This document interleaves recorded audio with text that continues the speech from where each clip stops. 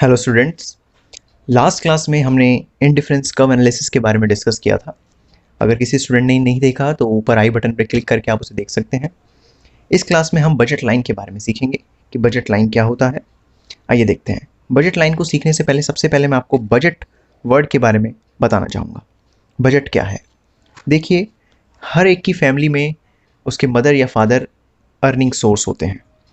तो वो जो भी अर्न करते हैं, जो भी उनकी इनकम होती है, उसी इनकम के हिसाब से वो फैमिली स्पेंड करती है। तो अब वो इनकम से ज़्यादा तो स्पेंड नहीं कर सकती। सपोज़ किसी के फैमिली में जो उनकी मंथली इनकम है वो 30,000 है। अब उन्हें जो एक्सपेंडिचर करना है वो 40,000 का करना है, तो वो पॉसिबल नहीं हो पाएगा। क्यों? क्योंकि उनके ये बजट में नहीं है। तो बजट क्या है? बजट एक तरीके से कंज्यूमर की इनकम है, जितना वो स्पेंड कर सकता है एक कमोडिटी के प्राइस के हिसाब से। तो प्राइस अगर कम होगा तो वो उसके बजट के अंदर आ जाएगा, उसकी इनकम के अंदर आ जाएगा, वो स्पेंड कर पाएगा। तो इसी को बजट कहते हैं। अच्छा, तो हमारा टॉपिक है बजट लाइन। बजट लाइन क्या होता है? It is a graphical representation of all the possible combination of two goods which can be purchased with given income and price such that each cost of each of these combination is equal to the money income of a consumer। क्या कहा इसने? ये कह रहा है कि budget line एक graphical representation है। आप बजट लाइन को एज अ ग्राफ में शो कर सकते हैं। इसमें आपको सारे कॉम्बिनेशन, पॉसिबल कॉम्बिनेशन दो गुड्स के दिखेंगे जो कि एक कंज्यूमर परचेज कर सकता है अपनी इनकम और उस कमोडिटी के प्राइस के हिसाब से। और साथ साथ जो कॉम्बिनेशन वो बनेगा वो उसकी मनी इनकम के बराबर भी होना चाहिए। इसको हम आगे आने वाले एग्जाम्पल में सीखेंगे इस डेफिनेशन को। अच्छा, तो इसका एक एग्जाम्पल लेते हैं कि कॉम्बिनेशन मैंने दो गुड्स के लिए एप्पल एंड बनाना। एप्पल का जो कॉस्ट है मार्केट में वो 4 रुपी ईच है एंड बनाना का कॉस्ट है 2 रुपी ईच। अब कंज्यूमर की इनकम सपोज हम लेट करते हैं कि उसकी इनकम है 20। अब इन दोनों कॉम्बिनेशन को वो किस तरीके से ले कि उसकी मनी इनकम के बराबर ही वो आए।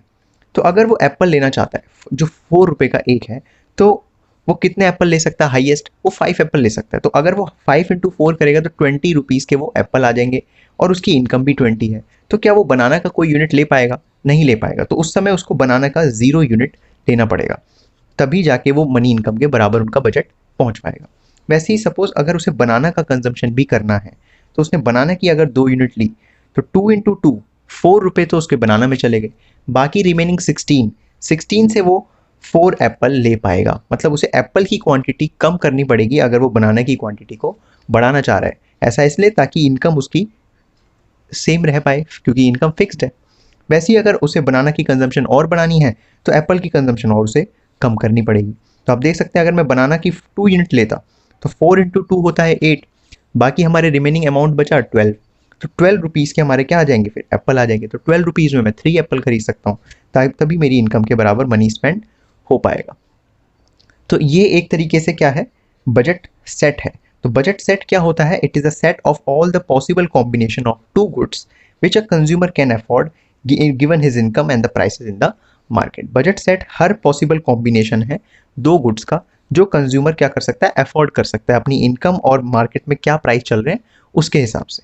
ओके, अगर मैं इन्हीं पॉइंट्स को ग्राफ में प्लॉट करूं तो कुछ इस तरीके का हमारा बजट लाइन बन जाएगी। आप देख सकते हैं बजट लाइन बिल्कुल एक स्ट्रेट लाइन होती है, डाउनवर्ड स्लोपिंग होती है, ये भी ऊपर से नीचे को आ रही है। तो आप पॉइंट देख सकते हैं, जैसे ई पॉइंट था, यहाँ पर 5 एप्पल्स थे और बनाना 0 थे, तो मैंने यहाँ पर प्लॉट किया उसे।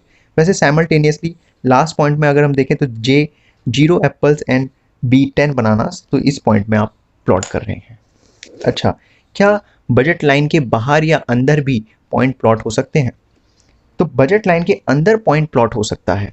अगर बजट लाइन के पॉइंट अंदर प्लॉट हो रहा है तो इसका मतलब है अंडर स्पेंड होना। अंडर स्पेंड मतलब मनी इनकम से आप कम एक्सपेंडिचर कर रहे हैं। सपोज यहाँ पर उसकी इनकम 20 है, लेकिन अगर वो 18 स्पेंड करे, अमाउंट 5 रुपये स्पेंड करे, 10 रुपये स्पेंड करे, तो जो पॉइंट बनेगा वो बजट लाइन के अंदर बनेगा। क्या बाहर हो सकता है? बाहर होना तो अनअटेनेबल कॉम्बिनेशन हो जाएगा। अनअटेनेबल मैंने आपको पहले भी बता रखा है, अनअटेनेबल का मीन होता है अनअचीवेबल, जो हम अचीव नहीं कर सकते। 20 से ज़्यादा वो स्पेंड नहीं कर सकता। तो अगर कोई बजट लाइन से बाहर पॉइंट बनेगा तो वो अनअचीवेबल होगा। आइए डिस्कस करते हैं कि एल्जेब्रिक एक्सप्रेशन बजट लाइन का हम किस तरीके से लिख सकते हैं। तो m is equal to price of a into quantity of a plus price of b into quantity of b। तो मनी इनकम कैसे निकलेगी? जब आप प्राइस और क्वांटिटी एप्पल के प्लस इनटू कर देंगे, प्लस प्राइस और क्वांटिटी बी के मतलब बनाना के आप प्लस इनटू कर देंगे और आपस में दोनों को ऐड कर देंगे, तो आपकी वो मनी इनकम के बराबर आ जाएगी, जैसा कि यहाँ पर शो किया गया था। ये 5 क्या था, 5 था प्राइस, 5 थी क्वांटिटी एप्पल की और 4 था उसका प्राइस। तो प्राइस इंटू क्वांटिटी हमने एप्पल की भी करी, वैसी प्राइस इंटू क्वांटिटी हमने बनाना की भी करी, तो वो मनी इनकम के बराबर आ गई। तो इसी एक्सप्रेशन को हमने यहाँ पर यूज़ किया था। अच्छा, आप पढ़ते हैं slope of budget line. Budget line का स्लोप कैसा है, आप देख सकते हैं बजट लाइन का स्लोप डाउनवर्ड है, ठीक है। अच्छा, कैसे निकलेगा ये निकलेगा आपका delta B by delta A. B में कितना चेंज आया अपॉन में ए में कितना चेंज आया। आप देख सकते हैं बी में अगर हम यहाँ पर देखें तो 0 से 2 जाने में 2 का चेंज आया था और एप्पल में 5 से 4 जाने में 1 का चेंज आया था। तो 2/1 अगर हम करें तो आंसर आएगा हमारा 2, ठीक है। तो आप देख सकते हैं, तो यही स्लोप है, प्राइस रेशो ऑफ 2 गुड्स। तो स्लोप जो है बजट लाइन का वो 2 गुड्स के बीच का प्राइस रेशो बताता है। ओके, अब हम डिस्कस करते हैं properties of budget line. Budget line की प्रॉपर्टीज क्या क्या है। बेसिकली बजट लाइन की 2 ही प्रॉपर्टीज हैं। First one is budget line is downward sloping. हमने देखा बजट लाइन जो है वो डाउनवर्ड स्लोपिंग है। डाउनवर्ड स्लोपिंग होने का मेन कारण ही होता है इन्वर्स रिलेशन होना। अगर हम एक कमोडिटी को यहाँ पर बढ़ाते हैं तो दूसरों की कमोडिटी हमें कम करनी पड़ती है, कंजम्पशन कम करना पड़ता है। क्यों? क्योंकि हमारी मनी इनकम फिक्स्ड है। तो हम सीखते हैं it is a negative slope. Downward sloping को नेगेटिव स्लोप भी कहते हैं। That is it slope downward as more of one good can be bought by decreasing the some units of other good, ठीक है। अच्छा, दूसरी जो प्रॉपर्टी है बजट लाइन की वो है कि budget line is a straight line. Budget line जो बनता है ना बिल्कुल स्ट्रेट बनता है। आपने देखा था पीपीसी कर्व जब हमने बनाया था वो कॉनकेव बना था, इंडिफरेंस कर्व बनाया हमने वो कॉन्वेक्स बना। लेकिन बजट लाइन का जब हम कर्व बना रहे हैं तो बिल्कुल क्या बन रहा है, सेम बन रहा है। इसका जो रीज़न है वो है जो इसका स्लोप है। तो स्लोप जो रिप्रेजेंट करता है इसका प्राइस रेशो को रिप्रेजेंट करता है और प्राइस रेशो हर एक पॉइंट में कांस्टेंट होगा। क्यों? क्योंकि मनी इनकम फिक्स्ड है। तो कांस्टेंट होने के कारण प्राइस रेशो के बजट लाइन का जो स्लोप है वो बिल्कुल स्ट्रेट बनता है। As it is constant throughout the budget line is a straight line. Okay, अब हम डिस्कस करते हैं shifts in the budget line. Budget line में शिफ्ट भी हो सकता है। कैसे कैसे, आइए देखते हैं। Effect of change in the income of consumer. अगर कंज्यूमर की इनकम चेंज हो जाती है तो उसके कारण बजट लाइन में शिफ्ट आ सकता है। If there is a change in income assuming no change in the price the budget line will shift. अगर मार्केट में गुड्स के प्राइस नहीं बढ़े, ना इंक्रीज हुए ना डिक्रीज हुए, लेकिन उसकी इनकम या तो इंक्रीज हुई या डिक्रीज हुई, तो उसके कारण बजट लाइन में शिफ्ट आ सकता है। When income increase the budget line shift toward right. देख सकते हैं आप ओरिजिनल बजट लाइन ये है ए बी, जो मैंने यहाँ भी प्लॉट किया था। सपोज लेट करते हैं, सपोज यहाँ पर उसकी इनकम जो थी वो 20 थी, अब उसकी इनकम 30 हो गई। तो उस केस में बजट लाइन जो होगा वो आउटवर्ड शिफ्ट हो जाएगा, मतलब राइट साइड को वो शिफ्ट हो जाएगा। वैसे ही अगर उसकी इनकम 20 से 10 हो जाती है या उससे कम हो जाती है तो बजट लाइन जो होगा वो लेफ्टवर्ड शिफ्ट हो जाएगा। ओके,